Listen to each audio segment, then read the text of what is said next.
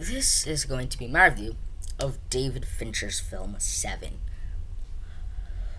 Ooh, I really enjoyed this film. Particularly, the third act is one of the best third acts I've ever seen in film.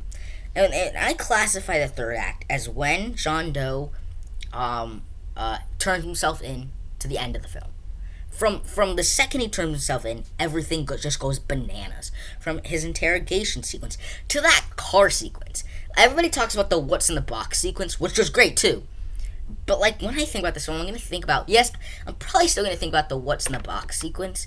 But I'm not gonna lie, I really enjoyed the car sequence where, and especially what my favorite part about the car sequence in particular is beyond just the great performances of the different actors, but also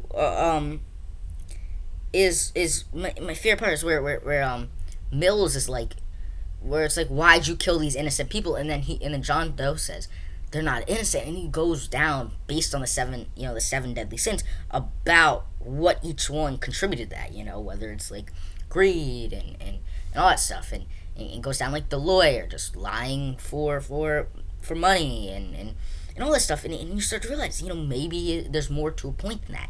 But I love that at the end of it, that John Doe accomplishes what he wanted to do. And yes, he ultimately died, but he died knowing the satisfaction of look where it ended. Morgan Freeman's character is retiring, and Brad Pitt's character got arrested, and at the same time he killed all seven people, and what I loved is it's that great. It had that great detective aspect of the film, but like what David Fincher does best is the psychological aspects of it, And I just saw his trailer Mank, which is about what's it called? Citizen Kane. I haven't seen Citizen Kane yet, but maybe I will. I want to see this film, Mank, but I don't want to watch it if I haven't seen Citizen Kane. So, but anyways, back to Seven. So, anyways, that third act was great because you got like he turns himself in, and you're like, why did he turn himself in? And it's like, and then it just was satisfying seeing, like, yes, he's the villain. Yes, he's a bad guy. Yes, you don't root for what he's doing. But as a film aspect, as a story aspect, there's something satisfying where you see someone's plan, good or bad, just come through in brilliant fashion. Because when he first turned himself in, and you're like, why did he do that? And you question why, and then you start to realize. Then he wants to make a deal. Then he's starting to blackmail them. But then once you get in the car sequence, you're like, what's the point of this? Where's this going? And then you see, and I called that it was gonna be Mills's wife's head, as not the beginning, obviously not, but like a minute before it was revealed, because once what's it called Once Morgan Freeman saw it was blood, that's when I realized it was gonna be her head because of his. Well, two things.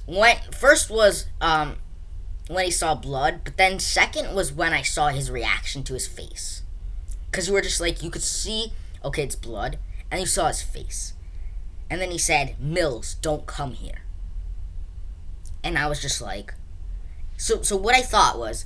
How did I figure out it was her head when he saw blood and said, "Mills, don't come over here"? Well, A, it's blood, so it has to be a body part that could fit in a box. So what can fit in a box? A hand, a leg, a head. And I'm just thinking, what would be the most ominous? A head. But whose head? And why would it ever relate to Mills? Well, we don't know much about who Mills cares for, except his wife. And I love how that scene earlier in the film where it's just, what's the other, Morgan Freeman's detective name? I don't know. But where he's sitting down across from Mills's wife. And she's just talking about she hates the city, and she's pregnant.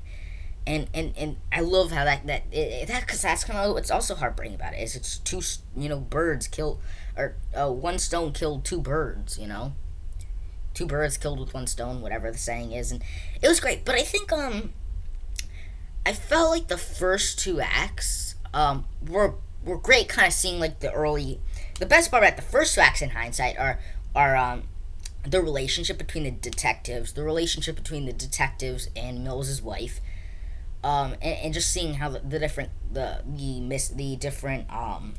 different murders and how they relate to the seven deadly sins.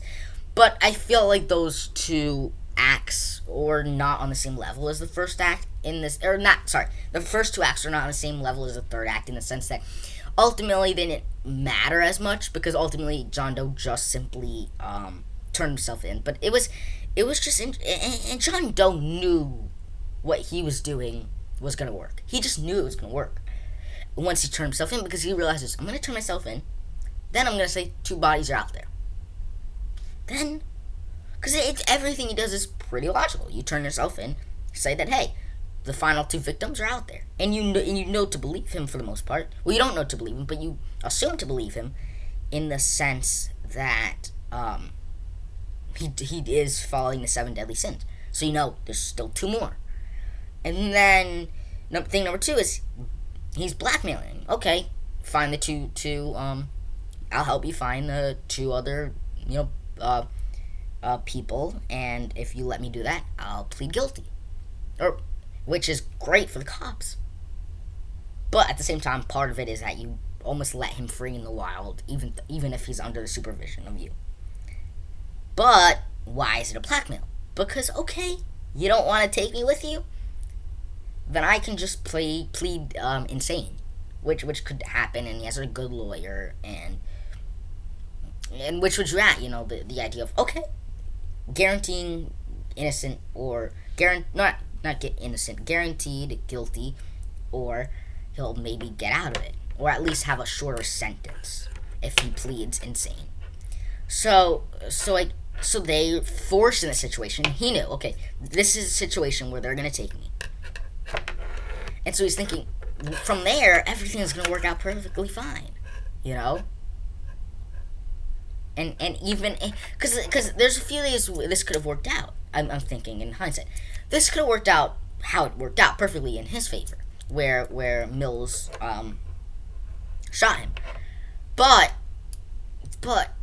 and he knew Mills was either gonna shoot him or they were gonna stop him, but he realized either way it would be great for him. Either way of seeing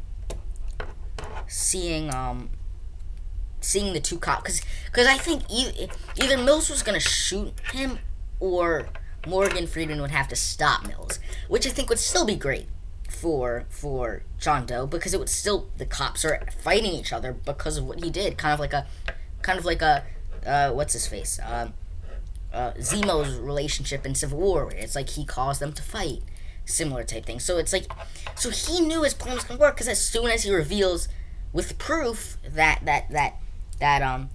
so I think just two the big factors of he killed his wife and that she was pregnant just pisses, and he knew, what I love is as he knew what would get to Mills. He knew his wife and his and her being pregnant. So it was just satisfying to see his plan come together. Great acting, and just that again, that car scene. Well, let's not underplay the what's in the box scene. I mean, that's still great sequence, and on top of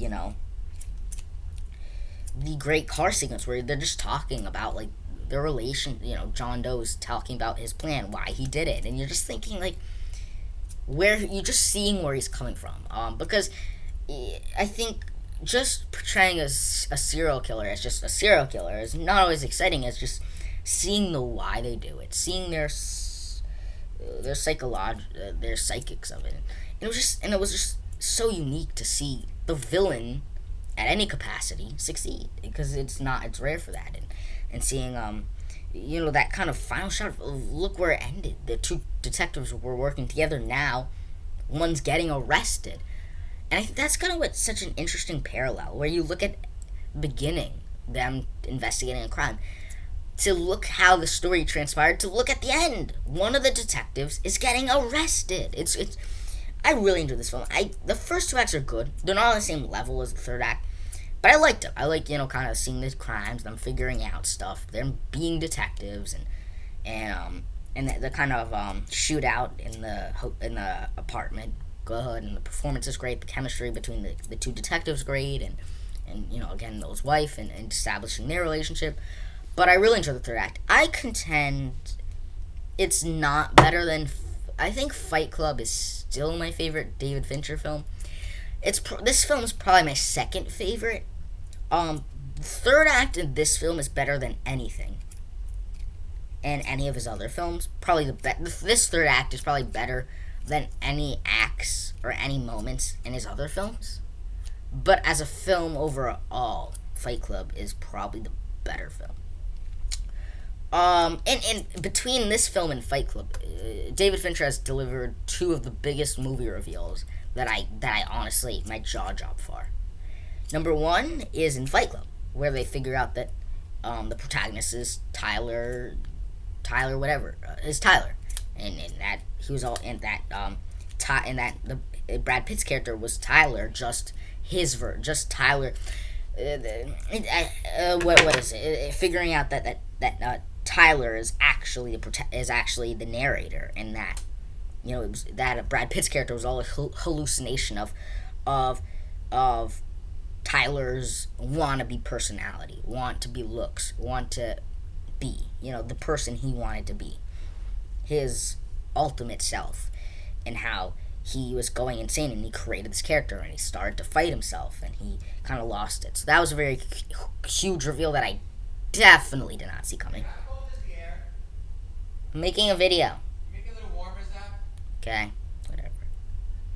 But so I really enjoyed this film. So I just really liked it. Making a YouTube video. I'm gonna stream in a little, so don't come in my room. So yeah, I really enjoyed this. Really thought it was a very well made film, and the reveal in this film, just there's two big reveals. There's three. John Doe turning himself in was the one. Two, him winning. I think because yes, he died. But at the end of the day, he completed his 7 deadly sins masterpiece, where he killed 7 people, 1 for each sin, and he turned Mills against what he stood for. That's 2, and then 3, killing his wife, and that's what's in the box. So those are the 3 big reveals in this film, and the other one in Fight Club. But I'm really liking David Fincher as a director. So far out of the films I see, I really enjoyed all of them. Whether you talk about Social Network, this film, Zodiac, Benjamin Button, what else was I gonna say? And I was thinking, why? I think an interesting thing is you kind of look at him and Christopher Nolan and you look at Christopher Nolan, regarded as one of the best directors of all time, but I feel like David Fincher doesn't get that recognition, and I start to think why. But then you think of he did Alien 3. When you think of Christopher Nolan, most people like all of his films. Some people love a lot of his films, Dark Knight, Inception, Dunkirk, yada yada yada. And then I'm also thinking about how even if there's films that people don't think are great, a lot of people are like, The Dark Knight Rises is not a great film, but people still like it. Because I think the thing is, everybody can find a Christopher Nolan film enjoyable. When you talk about films that maybe are not, better ones of it, even Tenet. Tenet seems to be one of his worst regarded films, Christopher Nolan, but everybody's like, okay, it's still enjoyable. It's still a fun ride, so everybody likes his films, good or great or good or okay. But with David Fincher, you look at, yes, he's made Zodiac. Yes, he's made 7. Yes, he's made Benjamin Button. Yes, he's made this and this and this. But I think it's that, and I haven't seen Alien 3. I haven't seen Panic Room. I haven't seen what the other ones he did. Did he do Panic Room, Gone Girl, whatever? I haven't seen any of those films he did. But when you look at how well received an Alien 3 is, you're like, maybe it's not the most well received. And maybe that's why. It's and plus, I think another thing is with David Fincher, why he's not in why nobody's talking about him a lot, is because his last directed film Yes, he did show. He's done shows and stuff recently, but his last directed film was 2014. So it's not like he's been in the center of Hollywood for a long time. Versus Christopher Nolan, who every 3 years has put out a film, and so I think because like when I think every three, yeah, because 20, it's now becoming every 3 years because he did. From Interstellar, he's done one every 3 years. So he's done Interstellar. Then he's done 3 years later Dunkirk. Then 3 years later Tenet. So, but anyways, really enjoyed this film. Really enjoy Fincher as a director. But anyways, stay tuned for more videos coming at you.